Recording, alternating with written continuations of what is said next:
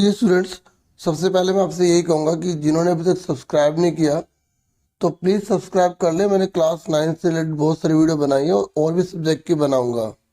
देखिए, इस वीडियो में मैं आपसे पार्ट 3 डिस्कस करूंगा। मैं आपको पार्ट 1 और पार्ट 2 दोनों अच्छे से प्रोवाइड कर चुका हूँ, अच्छे से समझा चुका हूँ। जिन्होंने वो पार्ट नहीं देखे तो वो डिस्क्रिप्शन में जाके पार्ट 1 पार्ट 2 अच्छे से देख ले, ठीक है। और अब आपका पेपर है ना, तो ये काफ़ी आपकी हेल्प करेगी वीडियो, ठीक है। तो मैंने आपको 30 तक करवा दिए थे। अब इस वीडियो में मैं आपको 31 से करवाने जा रहा हूँ, ठीक है। ध्यान से समझिएगा, कुछ एक्स्ट्रा भी समझा दूंगा मैं। 31 क्वेश्चन है। ये वीडियो हिंदी मीडियम में, इंग्लिश मीडियम वालों को अलग से वीडियो प्रोवाइड की जाएगी। पार्ट 1 और part 2 Hindi medium English medium दोनों में मैंने प्रोवाइड किया है, ठीक है। तो 31 में बोला गया वैश्विक निर्धनता परिदृश्य पर चर्चा कीजिए, मतलब पूरे विश्व की निर्धनता के बारे में बताइए। तो सबसे पहले आप ये बताना कि निर्धनता एक चुनौती है जिसका सामना विश्व के अधिकांश देश कर रहे हैं। और विश्व बैंक की परिभाषा के अनुसार जो व्यक्ति $1.9 से कम पर जीवन निर्वाह करता है, मतलब अपने जीवन को चलाता है, वह निर्धन है। मतलब अगर एक व्यक्ति एक दिन में $1.9 से कम कमा रहा है तो उससे हम क्या बोलेंगे? गरीब बोलेंगे, निर्धन बोलेंगे। और जब हम वैश्विक मतलब पूरे वर्ल्ड की पॉवर्टी के बारे में बात करते हैं, पूरे विश्व की निर्धनता के बारे में बात करते हैं, तो उसके निम्नलिखित बिंदु हैं। आप लिखेंगे कि विश्व बैंक के अनुसार विश्व में रहने वाले लोगों की संख्या जो कि निर्धन है, जो गरीब है, 1990 के 36% से गिरकर 2015 में 10% रह गई है, ठीक है। मतलब पूरे विश्व की जो पॉपुलेशन ना, पहले 1990 में 36% ऐसे लोग थे जिनको एक वक्त का खाना बहुत मुश्किल से मिलता था। अब एक केवल 10% रह गई है, ठीक है। इस गिरावट में यह भी देखने में आया है कि इसमें क्षेत्रीय विभिन्नता भी पर्याप्त मात्रा में विद्यमान है। मतलब ऐसा नहीं है कि सारे के सारे देश में गरीबी इतनी रह गई है, नहीं। कुछ देशों में गरीबी बहुत तेजी से घटी है, कुछ देशों में गरीबी बहुत धीरे धीरे घटी है। आप सुन लोगे ना, अपना बना के लिख देना। चीन और दक्षिणी पूर्व एशिया के देशों में तीव्र आर्थिक प्रगति और मानव संसाधन विकास में वृद्धि के कारण निर्धनता में विशेष कमी देखने को मिली। आप सिंपल बोल देना कि चीन और जो दक्षिण पूर्व एशिया के देश हैं, इनमें गरीबी तेजी से कम हुई है, ठीक है। और चीन में निर्धनता की संख्या या निर्धन जितने हैं ना गरीब लोग, 1981 में 88.3% से घटकर 2008 में 14.7% रह गई है। और 2008 से 2019 आते आते सिर्फ वहां पर चाइना में 0.6% लोग गरीब रह गए हैं खाली। देख लो चाइना की गवर्नमेंट ने कितना ज़्यादा डेवलपमेंट कर लिया। दक्षिण एशिया की बात करते हैं, जिनमें भारत, पाकिस्तान, श्रीलंका, नेपाल, बांग्लादेश, भूटान शामिल है। में निर्धनता में काफ़ी कमी आई है, ठीक है। और 2005 में 34% थी और 2014 में 15.2% के आसपास रह गई है। और निर्धनों के प्रतिशत में गिरावट के साथ ही निर्धनों की संख्या में भी कमी आई है। जैसे 2005 में 510 मिलियन के आसपास लोग गरीब थे, लेकिन के हिसाब से 274.5 है। आप और भी लिख सकते हैं, जो आपने बुक में से पढ़ा ना, आप वो भी लिख सकते हैं, ठीक है। भारत में भी निर्धनता एक बहुत बड़ी समस्या के रूप में सामने आई है। भारत में निर्धनता का यह पहलू प्रत्येक राज्य में असमान रहा है। मतलब आप अपने लैंग्वेज में लिख दो, भारत के अंदर जो राज्य है ना, उसमें निर्धनता असमान है। मतलब कहीं पर बहुत ज़्यादा गरीबी है तो कहीं पर बहुत कम गरीबी है, ठीक है। तो भारत में यद्यपि 1970 के दशक के प्रारंभ में जो थी ना गरीबी, वो जो थी और अब जो है उसमें काफ़ी अंतर आ गया है, ठीक है। जैसे 2011-12 की बात करते हैं तो भारत में गरीबी कितनी थी? 22% के आसपास। लेकिन कुछ राज्य जैसे मध्य प्रदेश, असम, उत्तर प्रदेश, बिहार, उड़ीसा में 22% से ज़्यादा गरीबी है। और जैसे ये देखो, ये लिखा कि बिहार में 33.7 और उड़ीसा में 32.6% के आसपास गरीबी है। और उड़ीसा, मध्य प्रदेश, इन राज्यों में ना जो गरीबी है वो, अगर हम ग्रामीण निधनता की बात करें और नगरीय निधनता की बात करें तो ग्रामीण में ज़्यादा और शहरों में कम गरीबी है। और दूसरी तरफ अगर हम केरल की बात करें, महाराष्ट्र, आंध्र प्रदेश की बात करें तो आप लिख देना यहाँ पर बहुत गरीबी कम हुई है। फिर आप पंजाब हरियाणा के बारे में बता देना कि पंजाब और हरियाणा में भी खेती बाड़ी बहुत बड़ी है ना, तो गरीबी वहाँ बहुत ज़्यादा कम हो गई है। और केरल में गरीबी इसलिए बहुत ज़्यादा कम है क्योंकि वहाँ पर मानव संसाधन है, मतलब जो ह्यूमन बींग है ना वो एक संसाधन है, एक उत्पादन के प्रोडक्शन में योगदान दे रहा है, बहुत ज़्यादा उत्पादन बढ़ा रहा है। ठीक है, और सर्विस सेक्टर में बहुत ज़्यादा अच्छे हैं ये। और पश्चिम बंगाल में भूमि सुधार आंदोलन चला जिससे वहाँ पे गरीबी काफ़ी कम हो गई। आंध्र प्रदेश और तमिलनाडु में गरीबी इसलिए कम हुई क्योंकि वहाँ पर पीडीएस सिस्टम में सुधार किया गया था, पब्लिक डिस्ट्रीब्यूशन सिस्टम होता है ना। तो ये सब अलग राज्यों का था। 7 पॉइंट, अब 4 या 5, जैसे 5 नंबर का तो 5 पॉइंट कर लें।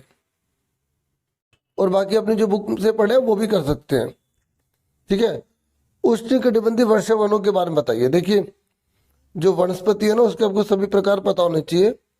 जैसे यहाँ पर दे रखेगा उष्णकटिबंधीय वर्षा वन, इनका दूसरा नाम क्या होता है? सदाबहार वन होता है ना सदाबहार वन। सदाबहार वन वे वन होते हैं जो अपनी पत्ते कभी एक साथ नहीं गिराते, जिनकी पेड़ों की लंबाई बहुत ऊंची ऊंची होती है। ठीक है, और जैसे यहाँ लिखा है देखो 60 मीटर या इससे अधिक ऊंचाई वाले पेड़ होते हैं। और यहाँ पर वर्षा कितनी होती है? 200 सेंटीमीटर से भी ज़्यादा होती है।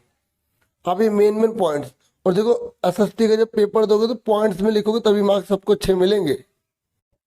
ठीक है, और वर्ष भर यहाँ पर गर्म और आर्द्र मतलब मौसम रहता है, मतलब हमेशा बारिश होती रहती है मतलब। और यहाँ पर आपको झाड़ियाँ, वृक्ष, वनस्पति, लताएं बहुत देखने को मिलेंगी। ठीक है, और उष्णकटिबंधीय वर्षावन होते हैं ना तो इनका पतझड़ का मौसम निश्चित नहीं होता, मतलब ये एक साथ अपनी पत्तियां नहीं गिराते। और इसमें ये जरूर लिख देना कि इसमें आबनूस, महोगनी, रोजवुड, रबड़, सिनकोना ये पेड़ हैं जो पाए जाते हैं, जिनको व्यापारिक दृष्टि से बहुत महत्वपूर्ण माना जाता है। ठीक है, और उष्णकटिबंधीय वर्षा वनों में और जानवर कौन कौन से पाए जाते हैं? जैसे बंदर, लेमूर, हिरण और एक सींग वाला गैंडा असम में पाया जाता है। और पश्चिम बंगाल के दलदली क्षेत्र में भी मिलते हैं।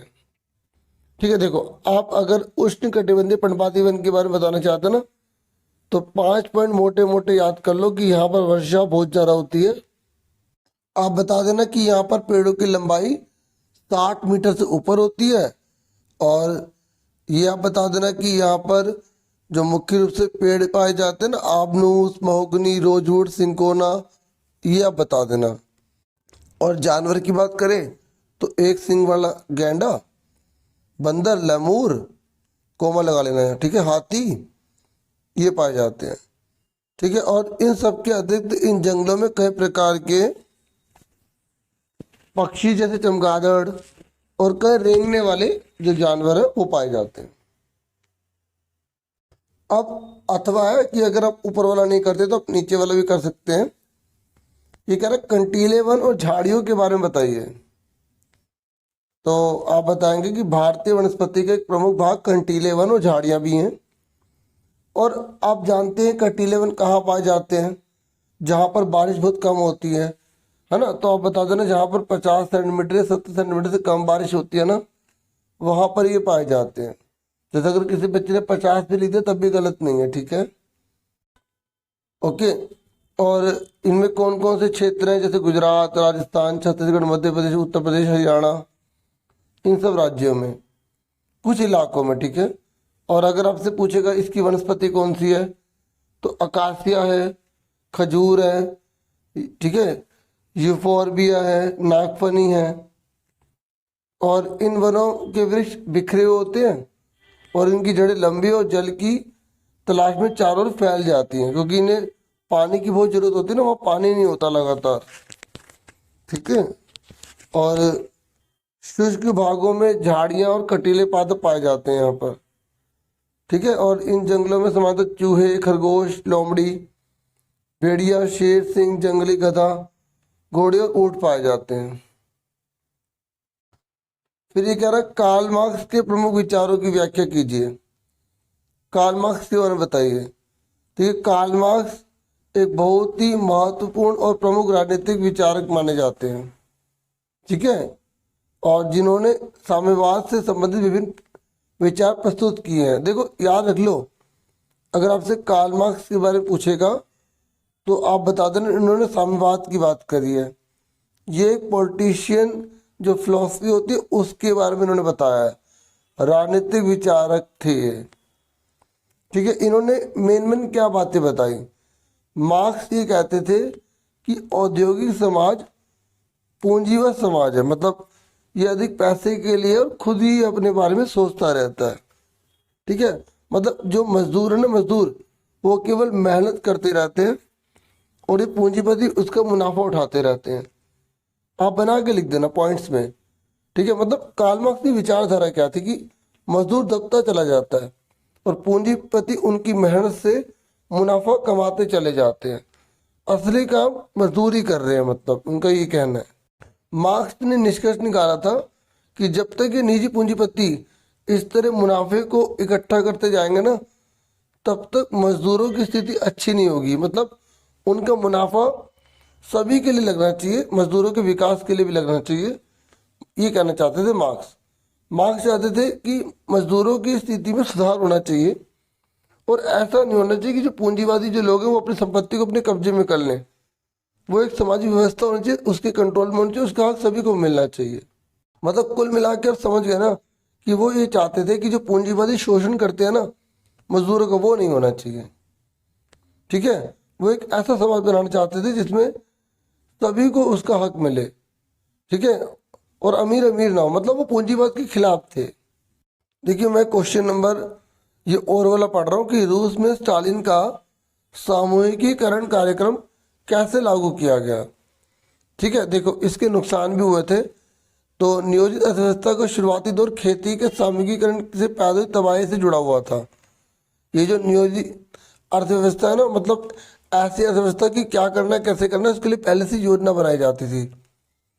तो इसका जो शुरुआती दौर था ना, तो उसमें खेती के सामूहिकीकरण से पैदा हुई तबाही से जुड़ा था। बात है 1927-28 की। क्या हुआ था इसमें कि रूस के शहरों में अनाज की बहुत कमी हो गई। तो ये जो स्टालिन था ना, इसने सामूहिकीकरण का सिद्धांत लागू कर दिया कि सब लोग खेती पर मिलजुल के काम करेंगे और जो मुनाफा होगा उसे आपस में बांट लेंगे। जैसे 1929 में स्टालिन ने सभी किसानों को सामूहिक खेतों में काम करने का आदेश जारी कर दिया। ठीक है। लेकिन अधिकतर जमीन और सारा सामान सामूहिक खेतों के स्वामित्व में सौंप दिए गए। मतलब सारी जमीन जो थी इन सामूहिक खेतों वालों को दे दी गई और सभी किसान सामूहिक खेतों पर काम करते थे और कोल खोज के मुनाफे को सभी किसानों के बीच में बांट दिया जाता था। मतलब जो भी मिलकर इन्होंने काम किया ना, तो जो भी मुनाफा होता था आपस में बांट लेते थे। ठीक है। इसको भी आप जरूर पढ़ लेना, ये बहुत इंपॉर्टेंट है। इस फैसले के विरोध में बहुत से किसानों ने सरकार का विरोध करते हुए अपने जानवरों को खत्म कर दिया। सुन रहे हो। और 1929 से 1931 के बीच मवेशियों की संख्या में 1/3 की कमी आ गई, 1/3 की कमी आ गई। भाई आप खुद सोचिए, अब एक ही खेत में सारे मिलके काम कर रहे हैं। तो पहले लोग अलग अलग खेतों में काम करते थे, तो अपने लिए पशु वगैरह रखते थे। तो अब उन्हें सामूहिकीकरण में डाल दिया गया, तो फिर वो अपने पशुओं को क्या करेंगे, उनको कहाँ से खिलाएंगे, तो उन्होंने मार दिया।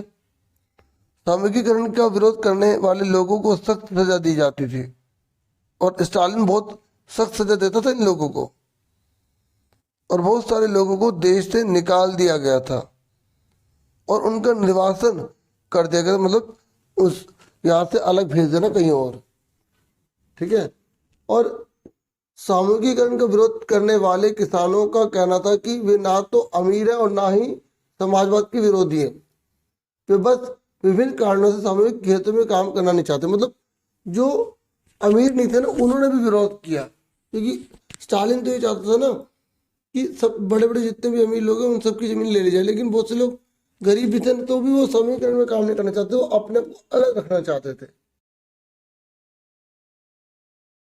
देखिए उसके बाद आपका खंड जो डी है ना, आपकी पैसेज है, ठीक है, मैं पैसेज पढ़ नहीं रहा, फिर आपको इनके आंसर देने हैं, ठीक है। जैसे संविधान सभा में हुई चर्चा एवं प्रस्तावों को किस नाम से प्रकाशित किया गया था, तो ये एमसीक्यू में भी अब क्या हो सकता है, तो कॉन्स्टिट्यूएंट असेंबली डिबेट्स। और संविधान सभा की प्रारूप समिति के अध्यक्ष कौन है, प्रारूप यानी कि फादर भी आप इनको बोला जाता है, तो कौन है, doctor Bhimrao Ambedkar, drafting committee, ठीक है।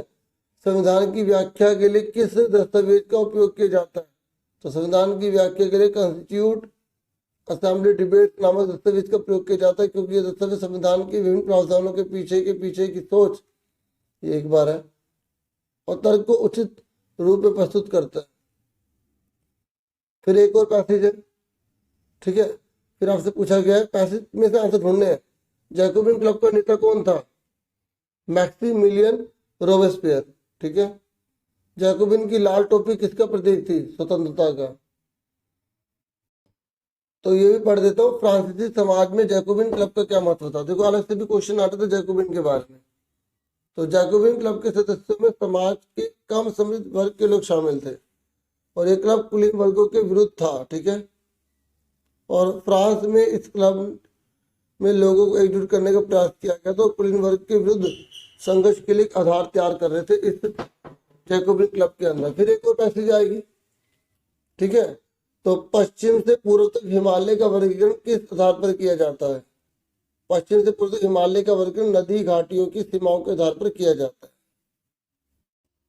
पंजाब हिमालय किन दो नदियों के बीच में है, पंजाब हिमालय सतलुज और सिंधु नदी के बीच में है, ठीक है।